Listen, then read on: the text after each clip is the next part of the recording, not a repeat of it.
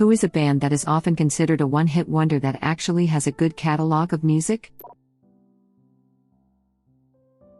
Golden Earring is apparently pretty popular back in Europe, while in the US they're known for Radar Love and or Twilight Zone. Pretty popular. I would say they are the biggest rock band of the Netherlands. They had a lot of big hits here. ElectricSix. They disappeared off the radar after their first album Fire, but they have many more albums with a lot of great tunes. Yes. Thank you. Love me some ElectricSix. I'm just going to upvote every comment in this thread because that's what Dick Valentine would want me to do. Edit. Lot of people in this thread talking about seeing them live. For those who haven't had that privilege, they released that I had the privilege of being in. I'm one of the guys in the horse mask during the opening credits. And if you don't want to spend 1.5 hours with the Six, pretty much sums up how hilariously awesome they are. YouTube link. Fire in the Disco, Fire in the Taco Bell, Fire in the Disco, Fire in the Gates of Hell, First Line of Danger, High Voltage, the best opening for a song ever. I don't know. I don't think it beats you. I want to take you to a gay bar. I got something to put in you. Let's start a war, start a nuclear war. This is epic too. Maybe not suitable for work depending on how cool your boss is with Abraham Lincoln. Web link. If your boss has a problem with sexy Abraham Lincoln, then he's got a problem with me, and I suggest you let that one marinate. r/for unexpected letter Kenny.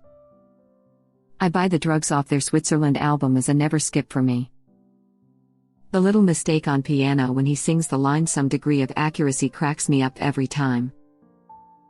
P.O. Box 900, Los Angeles, California, 90212.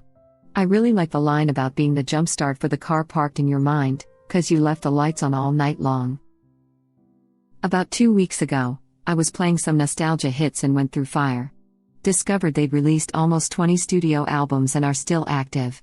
I've become obsessed with Switzerland. About ready to move on to album 3 now. Their discography has become less consistent over time. Fire, Switzerland, and I Shall Exterminate are filled with bangers. Most of their other records have a handful of great songs and a lot of filler. Their live stuff is fabulous, and if you ever get to see them live, after the pandemic is over, they put on a great show. Farook Assault. My fave band. Much more than just Seether. Gary Newman is mostly known for Cars, but he has a ton of great albums. Telecon is a great place to start if you're curious. Fun fact, Gary Newman is older than Gary Oldman. Thank you. That tickled a part of my brain that I didn't know I had. Metal is such a dope song.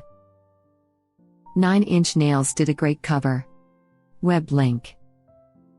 Speaking of 9 Inch Nails, here's them and Gary performing Cars. Web link. You know, I hate to ask, but are friends electric?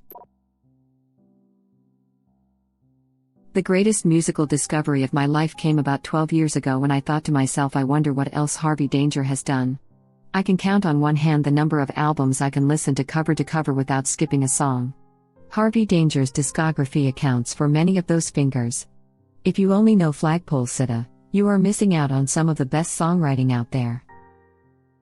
I love Flagpole Sitta, and I guess I never thought to listen to their other music. I'll give it a go. Thanks. Where Have All the Merrymakers Gone is still a really solid album from start to finish. I'm not sure there's a bad track on it. I like King James version quite a bit too, but What MG will always be my favorite. Blue Oyster Cult. In the UK their only hit was Don't Fear the Reaper, but they have many other great songs. I Love the Night, my personal favorite, Godzilla, Burnin' For You. Burnin' For You has legitimately my favorite lyric of all time, with the small, time to play B-sides, time ain't on my side. Effing killer track. I absolutely love Cities on Flame with Rock and Roll. Thanks Guitar Hero 3. The Hammer-Ons make that song so much fun. They are in no way a one-hit wonder. They also were on heavy metal soundtrack, Veterans of the Psychic Wars. That Godzilla opening riff is fierce. I love the song is just about Godzilla doing its Godzilla thing. With a purposeful grimace and a terrible sound. He pulls the spitting high-tension wires down. Helpless people on a subway train scream bug-eyed as he looks in on them. He picks up a bus and he throws it back down. As he wades through the buildings toward the center of town. Some great lyrics and phrasing there plus the high-tension wire guitar sound. The Cardigans. They are much more eclectic than just Love Fool. Gran Turismo is a sick album from beginning to end, a masterpiece of the 90s, no doubt. It's a great danger to other motorists when I hear my favorite game. This is now a racetrack, and I must win. Oh my god. This has been my white whale for the longest time. Thank you. I finally found the song. My favorite game was huge in UK, and Erase/Rewind and Burning Down the House with Tom Jones, so I never considered them a one-hit wonder. And I was just a 14-year-old teen who only listened to popular music. Erase/Rewind is my favorite track from that album. I love their Iron Man cover. Warren Zevon is well known for Werewolves of London. But holy crap, his catalog is impressive as hell.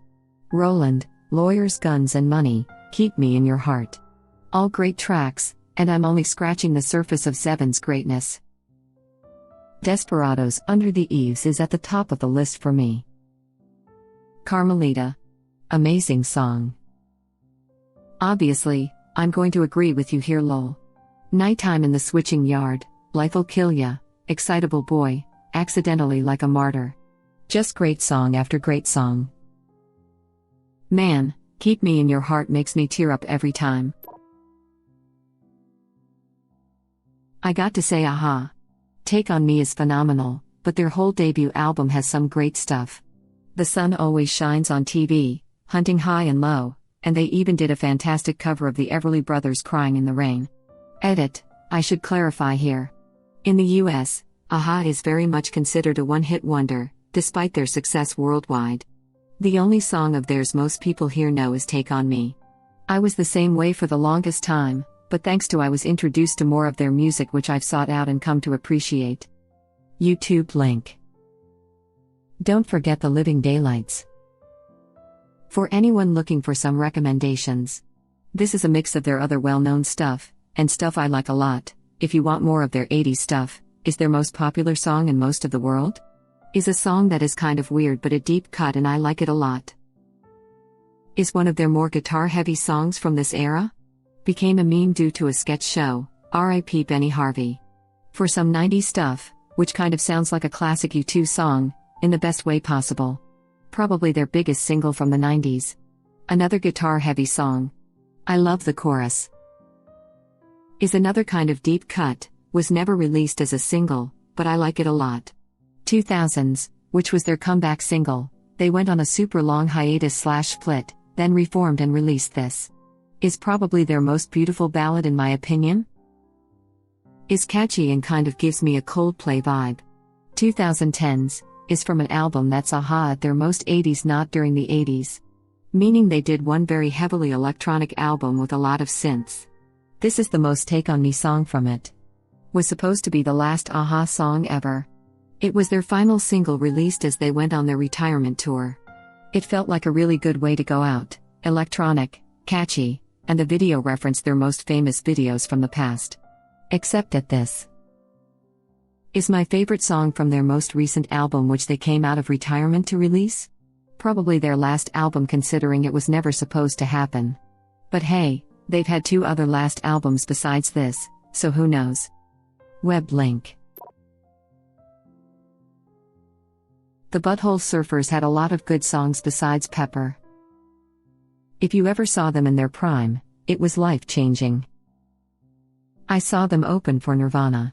Edit, for everyone asking, it was the In Utero tour and I went to the show on December 31, 1993. I want to downvote you out of jealousy. I like Todd in the Shadows' take on them. His conclusion is they are an oddball band that does whatever they want who by accident ended up with a hit. The lead singer was asked if he could rename the band what would he name it and his answer was I crap in your mom's vagina. Funniest thing I have ever heard Jello Biafra say was, "Even the butthole surfers think I'm weird." Their cover of Hurdy-Gurdy Man broke my brain as a child. In a good way, of course. Google up the original by Donovan. The butthole surfers didn't stray as much as many people think they did. Some people know they might be giants as the Istanbul not Constantinople guys, or maybe the Malcolm in the Middle theme guys, but they've been putting out consistently quality stuff for like 30 years. Didn't they do that entire Tiny Toons episode? And they do the Mickey Mouse Clubhouse song too, lol. Pretty much anytime I hear a fun song on a cartoon, it's They Might Be Giants. They are all over the place. Terry Pratchett was a huge fan of them, which is why there's a Discworld band called We're Certainly Dwarfs. Haha, I never caught that reference. I really need to go reread some Discworld books.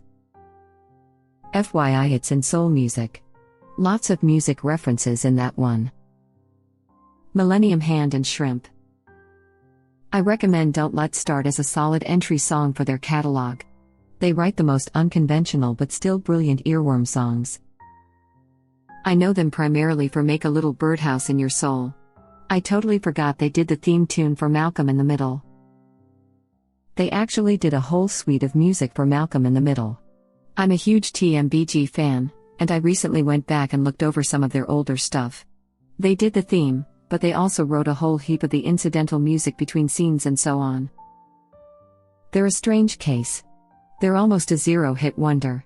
Like, nothing of theirs ever got on regular radio stations.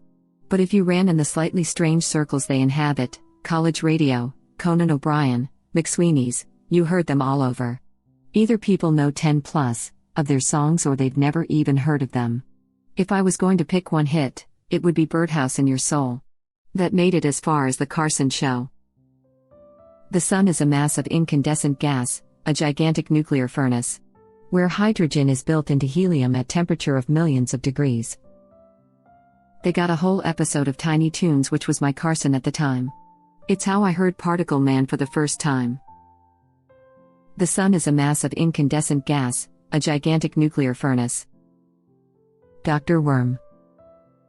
He is busy in the basement playing on his drums. I like to play the drums. I think I'm getting good, but I can handle criticism. I'll show you what I know and you can tell me if you think I'm getting better on the drums. Fun fact. I lived in NYC late 80s, early 90s, and my roommate told me of this band.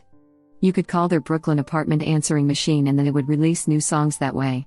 I googled it before posting this and turns out they did this from 1983 to 2006. And again in 2015 and 2018. Web link. Particle Man. Particle Man fights Triangle Man. They have a fight. Triangle wins. The Ellis is a perfect album and I'll discuss the subject nicely with anyone who says otherwise. My kids hate me singing Sargon, Hammurabi, Ashurbanipal, and Gilgamesh. Mostly because the song then gets stuck in their heads too. Fountains of Wayne has a lot going on in addition to Stacy's mom. Adam Schlesinger, R.I.P., damn it, wrote That Thing You Do, and it's honestly a perfect song. He nailed the era and it's catchy as hell. I'm still mad, between him and John Prine, COVID took two of our best songwriters. Update, here's a great overview from Billboard about how Schlesinger came to write the song. Web link. Coming up on a year since Adam Schlesinger died, disappointed face. Yeah, so sad. He did a lot of great songwriting for the show Crazy Ex-Girlfriend as well. Watched Crazy Ex-Girlfriend recently and was not expecting the nuanced window into mental illness. She's not just boy crazy, she needs serious professional help, yet they still manage to keep it funny even though it's so dark. Adam's songs are always a highlight in every episode. Such an amazing show. I often recommend it as much more mature, nuanced, and feminist than you would expect from a show with that title. It really rewards a rewatch. Lots of foreshadowing. Off the top of my head, the flyer for Rebecca's house party looks like the house is literally on fire, and when discussing her dating life with Greg, Rebecca says she should find someone more mature, like a professor. The show is a literal gem. If anyone has had a kid, vaginal birth or not, please go look up The Miracle of Birth from the show on YouTube. Welcome Interstate Managers is one of my favorite albums. Just so many genres touched on and such easy listening. They just got typecast with that song, which ironically is the only one on a read-listen I skip. Same. Rare to have an album that's so blindingly strong from track 1 straight through to the end. I will never tire of Hackensack, Valley Winter Song, and Mexican Wine. They should have been global hits. Hey Julie and Valley Winter Song are some of my all-time favorite songs. All Kinds of Time is criminally underrated. Dexy's Midnight Runners are so much more than just Come On Eileen. They have an amazing catalog and are still releasing great albums, now known as just Dexys. I saw them live once and also just Kevin Rowland doing a DJ set, amazing both times. Can we just applaud the fact that this is uploaded from their official channel? Skip to 0:55 to hear what a vasectomy sounds like, YouTube link. That is hilarious. My favorite is this one. Whereas mentioned in the YouTube comments he looks like the tiny antagonist chef from Ratatouille. Web link. At least in the US, the Verve is only known for Bittersweet Symphony. Great band, most of their albums are worth listening to all the way through. The Drugs Don't Work always makes me cry. I always thought it was about addiction. Only found out recently it was about watching his dad slowly dying, knowing that the drugs were just barely keeping him alive. I assumed it was antidepressants, but terminal illness makes more sense now that I think of it. The Verve, Lucky Man, Sonnet, Rather Be. So many good songs. Lucky Man is great. What a band they were. That whole album is great, and often have Richard Ashcroft songs on rotation on Spotify. Blind Melon. The entirety of their self-titled album, Blind Melon, and their second album Soup is amazing. No Rain is cool, but it barely scratches the surface of how cool Blind Melon was. Check out Tones of Home, Paper Scratcher, Change, Mouthful of Cavities, and Galaxy. Original poster replies. Hell yes. They are the band that sparked the question for me. I had a neighbor that loved everything about them and I got hooked quickly. Cheers. When I go to sing and play acoustically, Blind Melon songs fit in my register so nicely. I can't get enough of that perfect 90s acoustic sound in the pusher. I came here to say Blind Melon, glad it was so far up on the list. Same. I immediately clicked through the responses to find it. I ordered Soup as one of my free CDs from BMG or Columbia House. One of those mail order services. And I actually didn't really like it the first time I listened to it. It really grew on me, though, to the point of it being one of my all-time favorites. Just the way the album flows from track to track feels like a weird and wonderful journey, and I can't just listen to one track without needing to listen to the one after it, because my brain is expecting that transition. Thank you for watching. Please subscribe to be the first to know about Red Rabbit Reader's new videos. If you like our videos, please like them on YouTube and share them with your friends. We welcome your comments below. Press to start another of our videos.